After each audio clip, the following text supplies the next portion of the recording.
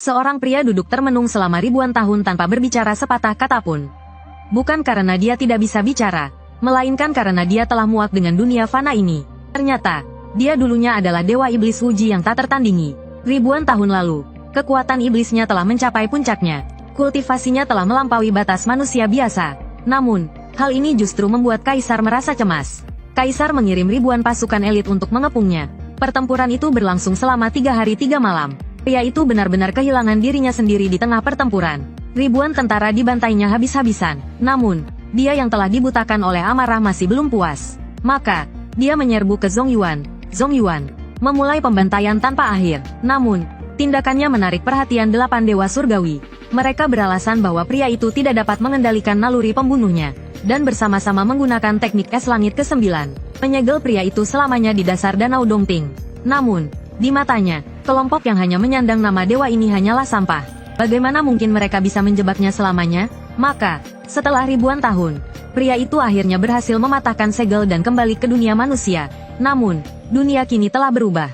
Dia tidak punya tempat tujuan dan tidak punya siapa-siapa untuk diandalkan. Hanya bisa berkeliaran seperti roh yang hilang. Saat dia mencoba menemukan kembali dirinya yang dulu, seorang gadis yang ditemuinya secara kebetulan mengubah pikirannya. Gadis itu terbaring lemah di tanah, seolah-olah akan mati kapan saja. Melihat tatapan memohon gadis itu, pria itu tertegun. Dia seolah melihat dirinya sendiri saat masih kecil. Maka, tanpa sadar dia mulai menyembuhkan gadis itu. Setelah memastikan gadis itu tidak lagi dalam bahaya, pria itu berbalik dan pergi. Tanpa disadarinya, gadis yang lemah itu telah mengukir wajahnya dalam-dalam di hatinya. Maka, keesokan harinya, gadis kecil itu membawakannya bakpao hangat.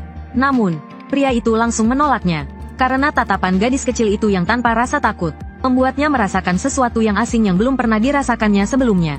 Bukan karena dia membenci anak itu, hanya saja perasaan ini membuatnya sangat gelisah. Namun, gadis kecil itu tidak menyerah. Dia terus membawakan bakpao setiap hari. Hal ini membuat hati pria yang tertutup itu sedikit melunak. Maka, dia mulai mencoba menerima gadis itu. Hal ini berlangsung selama 1,5 bulan. Gadis itu datang setiap hari tepat waktu untuk mengantar bakpao.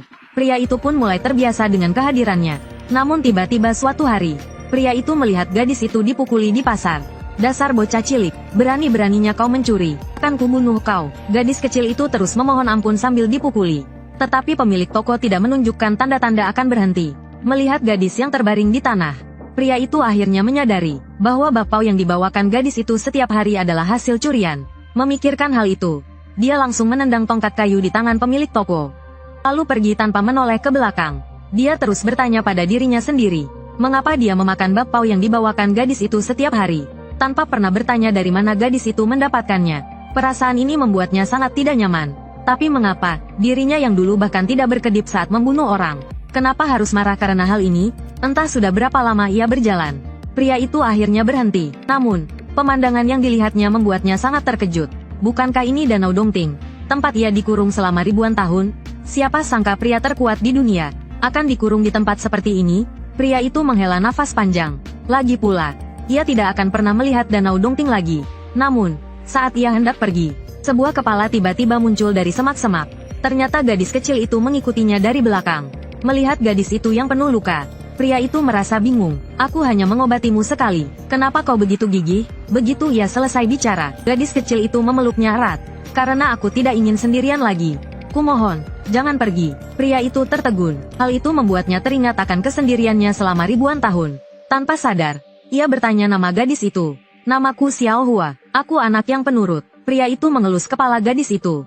Kalau begitu, ikutlah denganku. Namun, larut malam pria itu baru menyadari bahwa jika ia memutuskan untuk membiarkan gadis itu mengikutinya, ia perlu tempat tinggal. Sepertinya ia harus membangun rumah.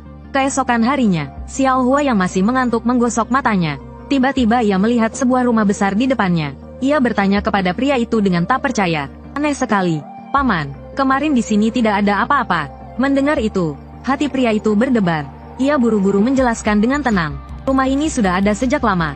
Hanya saja karena sangat rusak, aku memperbaikinya. Melihat tatapan kagum gadis itu, pria itu akhirnya bisa bernapas lega. Untungnya dia hanya anak kecil. Kalau tidak, akan sulit membohonginya. Namun, saat itu ia mendengar suara gadis itu. Tapi rumah ini tidak punya pagar. Mungkin itu sebabnya rumah ini terbengkalai. Wajah pria itu langsung muram. Keesokan harinya, gerbang dan pagar tiba-tiba muncul di luar rumah. Sebelum gadis itu sempat bicara, pria itu berkata dengan pasrah. Sudah ada dari dulu, kau saja yang tidak memperhatikan kemarin. Gadis itu terdiam, ia belum mengatakan apa-apa, tapi kenapa rumah ini terasa kosong? Terlihat sepi, mata pria itu tampak panik. Entah karena ia perfeksionis atau tidak. Keesokan harinya banyak tanaman muncul di halaman. Tanah pun dilapisi batu bata. Benar, sudah ada dari kemarin. Melihat gadis kecil itu yang gembira, senyum terukir di wajah pria itu. Seakan kesibukannya selama 2 hari ini memberinya makna kehidupan. Tapi, paman, tempat ini. Sebelum gadis itu selesai bicara, pria itu cepat-cepat menutup mulutnya. Jangan lanjutkan. Itu tidak sopan. Setelah itu, pria itu menyiapkan bak mandi dan memandikan gadis kecil itu hingga bersih. Lalu, ia memakaikannya baju baru. Melihat gadis kecil itu melompat kegirangan, hati pria itu mulai merasa puas. Ia tersenyum lagi. Mungkin hidup sederhana seperti ini juga tidak buruk. Namun, di luar rumah saat itu, tiba-tiba muncul 2 orang misterius. Tak lama kemudian, berita tentang rumah mewah yang tiba-tiba muncul di pinggiran kota tersebar luas di dalam kota. Semua orang merasa takjub, bahkan bupati pun tertarik dengan hal ini, dan langsung pergi ke pinggiran kota bersama anak buahnya malam itu juga. Semakin mereka masuk ke dalam, mereka benar-benar melihat rumah mewah yang dikabarkan itu. Mereka semua tidak percaya dengan mata kepala sendiri. Beberapa orang bahkan mulai berlutut dan memohon ampun, seolah-olah tempat itu adalah kediaman dewa atau hantu. Setelah menenangkan diri, bupati memutuskan untuk masuk dan menyelidiki. Namun, sebelum ia sempat bicara, tiba-tiba terdengar aura mengancam seperti binatang buas dari belakangnya. Bupati segera berbalik untuk melihat. Namun, yang dilihatnya hanyalah seorang pria biasa. Pria itu menatap dingin para tamu tak diundang tersebut. Aku tidak ingat pernah mengundang tamu. Bupati menyadari bahwa pria itu mungkin pemilik tempat tersebut. Maka, ia menekan rasa takutnya dan berkata, "Aku adalah bupati di daerah ini. Siapa yang mengizinkanmu membangun rumah di sini? Seluruh tanah di bawah langit adalah milik raja. Membangun rumah mewah tanpa izin pembangunan akan dikenakan pembongkaran dan hukuman." Pria itu terlihat tidak sabar. "Kalau begitu, berikan saja aku izinnya." Setelah mengatakan itu, ia melemparkan kelinci di tangannya ke arah bupati. Bupati langsung menjadi marah besar. Ia segera memerintahkan anak buahnya untuk menangkap pria itu. Karena tidak ingin mengganggu Hua kecil yang sedang tidur, pria itu tidak melawan, dan memutuskan untuk mengikuti mereka sambil mengamati situasi. Namun, belum jauh mereka berjalan, pria itu tiba-tiba berhenti. Melihat itu, pengawal di belakangnya memaki, "Kau mau melawan?" "Ya." Namun, sebelum ia selesai bicara, sebuah senjata rahasia menembus tenggorokannya. Kemudian, hujan panah menghujani mereka. Puluhan prajurit langsung tewas seketika. Lalu, seorang pria besar yang terlihat kejam berjalan keluar. "Nyalimu besar juga." "Ya, berani sekali kau keluar berkeliaran." Bupati mengenali pria besar itu, dan matanya langsung dipenuhi ketakutan. Ternyata, dia adalah Zhang Bosan, pemimpin perampok terkenal di daerah itu. Ilmu bela dirinya sangat tinggi. Penduduk di sekitarnya sangat menderita karena ulahnya. Bupati telah berusaha menangkapnya selama bertahun-tahun, tetapi gagal. Karena marah, ia membantai seluruh keluarganya.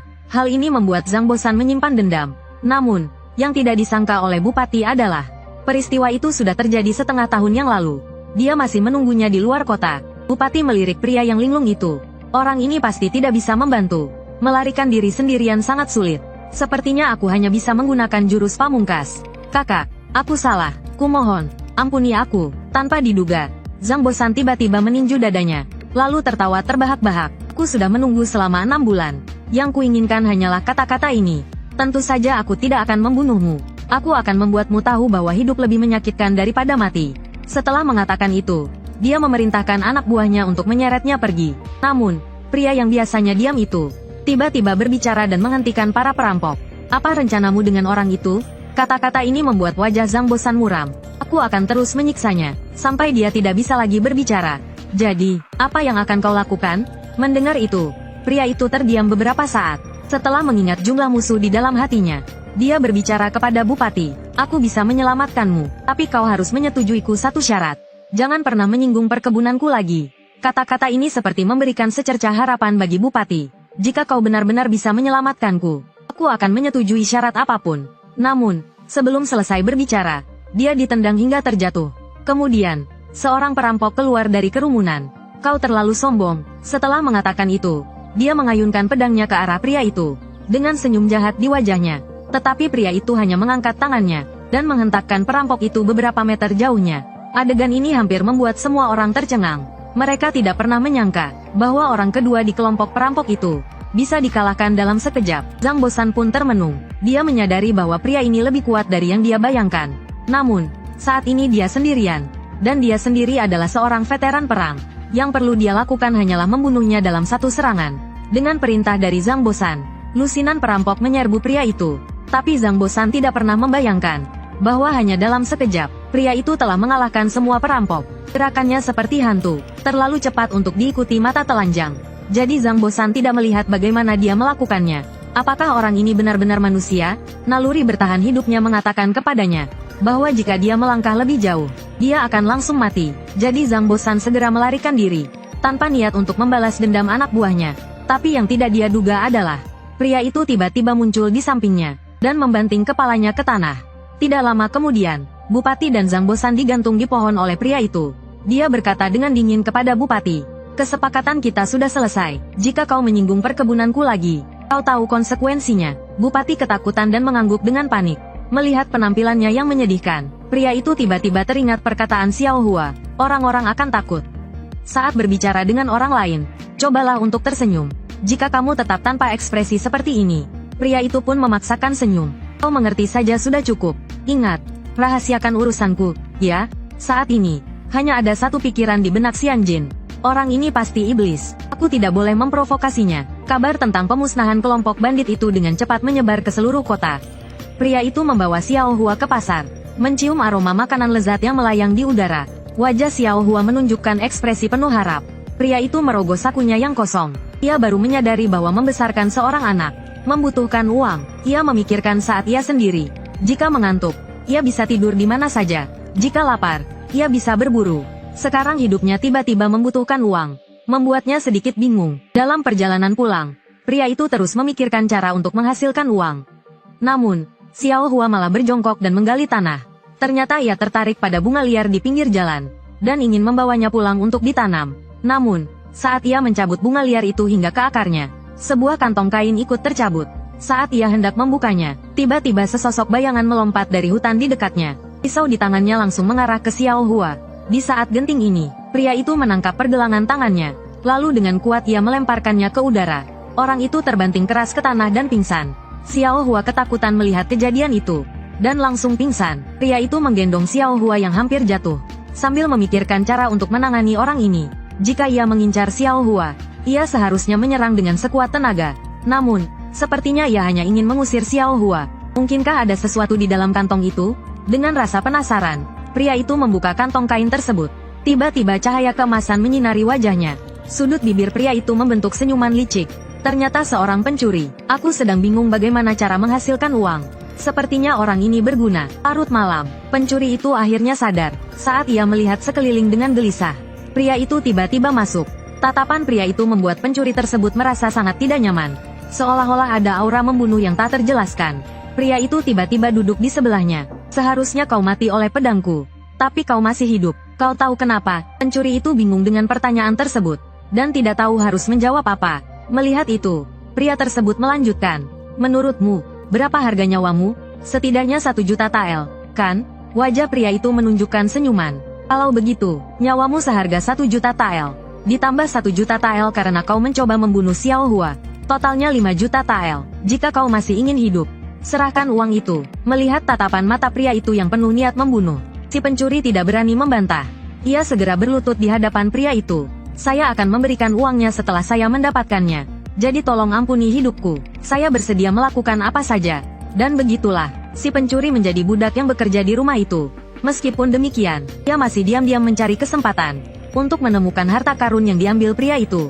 Patung Buddha emas yang ia curi dari rumah bangsawan dengan mempertaruhkan nyawanya. Akhirnya, seminggu kemudian, hari ini, ia menemukan tempat pria itu menyembunyikan harta karun tersebut. Selanjutnya, ia hanya perlu mencari kesempatan untuk melarikan diri. Tapi ia tidak tahu bahwa semua ini sudah direncanakan oleh pria itu. Sejak hari itu, pencuri tersebut bekerja dengan sangat giat agar pria itu lengah dan memberinya kesempatan untuk melarikan diri. Akhirnya, 3 hari kemudian, ia melihat kesempatannya. Pria itu membawa Xiao Hua untuk memancing. Sebelum pergi, ia tidak lupa mengingatkan si pencuri.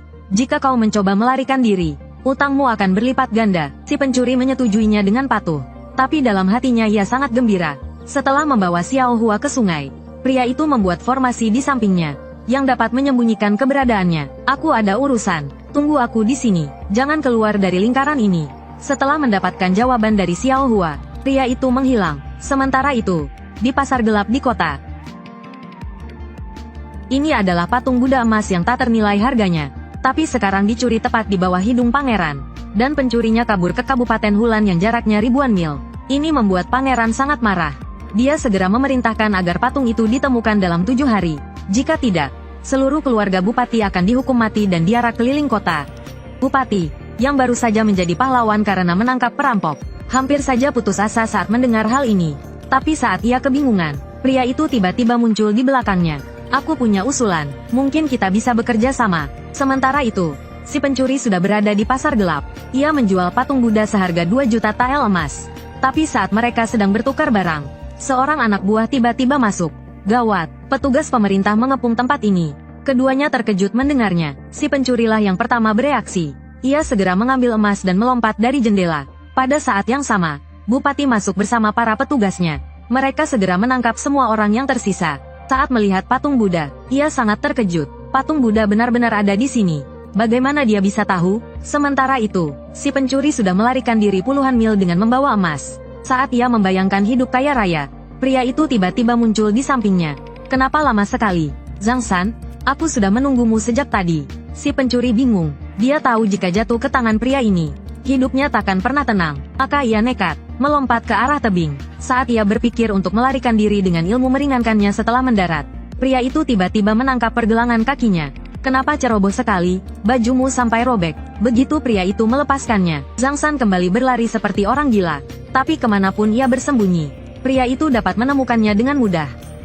Akhirnya, karena kehabisan tenaga, ia hanya bisa terbaring tak berdaya di tanah, pasrah pada pria itu. Sesuai perjanjian kita sebelumnya, hukuman karena kau melarikan diri adalah utangmu berlipat ganda. Selain 2 juta tael di sini, total utangmu padaku 8 juta tael. Mendengar angka itu, Zhang San benar-benar marah. Ia melayangkan tinjunya ke arah pria itu. Namun tak lama kemudian, teriakan kesakitannya terdengar di lembah. Begitulah, Zhang San sekali lagi menjadi budak pria itu. Ia mencoba melarikan diri beberapa kali, tetapi selalu berakhir dengan kegagalan. Akhirnya, ia menyerah dan mulai bekerja keras untuk membayar utangnya. Suatu hari, saat ia berbelanja seperti biasa, ia tiba-tiba menyadari Xiao Hua diam-diam mengikutinya. Zhang San merasa sedikit kesal, dan menyuruhnya pulang. Kalau terjadi sesuatu, pria itu pasti tidak akan melepaskanku. Tetapi melihat ekspresi sedih Xiao Hua, dan mengingat sering ada binatang buas di sekitar, membiarkannya pulang sendirian memang agak berbahaya. Mau tak mau, ia mengalah. Baiklah, ikutlah denganku. Tak lama kemudian, Zhang San membawa Xiao Hua ke pasar. Namun, ia merasakan firasat buruk. Kemanapun ia pergi, ada banyak preman. Apa karena orang yang mengendalikan pasar gelap ditangkap? Jadi tempat ini lebih kacau dari biasanya? Tunggu, jangan-jangan mereka mengincarku? Saat Zhang San menyangkal kemungkinan itu, tiba-tiba sebuah tangan besar menarik Xiao Hua. Saat ia tersadar, pria besar itu sudah membawa Xiao Hua lari beberapa meter. Zhang San sangat ketakutan, dan segera mengejarnya. Jika terjadi sesuatu pada Xiao Hua, aku mungkin juga tidak akan hidup sampai besok. Tapi ia segera menyadari ada yang tidak beres. Pria besar itu sepertinya tidak melarikan diri, melainkan memancingnya ke suatu tempat. Apakah ini jebakan? Dugaannya segera terbukti. Ketika mereka sampai di hutan lebat, pria besar di depan tiba-tiba berhenti. Kemudian, puluhan pria berpakaian hitam muncul di sekitar mereka. Sebelum Zhang San sempat bereaksi, seseorang tiba-tiba muncul dari belakang. Wen Jiu. Ia meninju Zhang San hingga terjatuh. Lalu, mereka mengeroyok dan memukuli keduanya. Meskipun demikian, Zhang San terus melindungi Xiao Hua di bawahnya. Pria yang menunggu Zhang San kembali mulai khawatir. Ia curiga sesuatu telah terjadi pada mereka. Karena itu, ia memutuskan untuk mencari mereka. Setelah dipukuli habis-habisan oleh para preman, Zhang San kini penuh luka. Ia melirik Xiao Hua yang terbaring di tanah. Dan entah kenapa teringat adik perempuannya. Orang tua mereka meninggal sejak mereka kecil. Dan untuk menghidupi adiknya, Zhang San terpaksa mencuri. Suatu hari, Zhang San mencuri gaun cantik, yang sangat disukai adiknya. Tetapi Zhang San memberitahunya, bahwa gaun itu dicuri dari seorang pedagang keliling, yang terlihat berbahaya. Jadi, ia melarang adiknya memakai gaun itu selama 2 bulan. Namun, sejak hari itu, adiknya tidak pernah kembali. Zhang San mencari ke seluruh penjuru kota, dan akhirnya menemukan adiknya di sebuah gang gelap. Namun, adiknya sudah tidak bernapas. Zhang San menangis sambil memeluk adiknya. terus bertanya mengapa adiknya memakai gaun itu. Sejak hari itu, ia tidak lagi menyukai anak-anak, karena mereka tidak penurut. Salah satu preman kemudian merebut Xiao Hua, dan membentak Zhang San, "Berani-beraninya kau mengkhianati bos kami," sampai ia dipenggal di depan umum. Sebagai balasannya, kami akan melakukan hal yang lebih kejam. Melihat Xiao Hua direbut, Zhang San mengerahkan sisa tenaganya untuk meraih preman itu. Dia hanya anak kecil, kalau berani, hadapi aku. Belum selesai bicara, preman itu menginjak wajahnya. Xiao Hua panik, dan langsung menggigit lengan preman itu. Karena kesakitan, preman itu melempar Xiao Hua ke tanah. Namun, ia bangkit dengan gemetar, dan berdiri di depan Zhang San. Zhang San tertegun. "Apa yang kau lakukan?" Melihat itu, preman itu menghunus pedangnya. "Kalau kau ingin mati, kan ku bantu." Zhang San berteriak seperti orang gila. "Lari, pergi, kau akan mati." Xiao Hua seolah tidak mendengar, dan tetap berdiri teguh di depannya. Suara Zhang San melemah. "Kumohon, turuti aku. Kenapa kau tidak mau menurut? Kau juga akan mati." Xiao Hua berteriak. "Aku tidak akan pergi. Kalau aku pergi, paman akan sendirian." Preman itu mengayunkan pedangnya ke arah Xiao Hua. "Mati kau."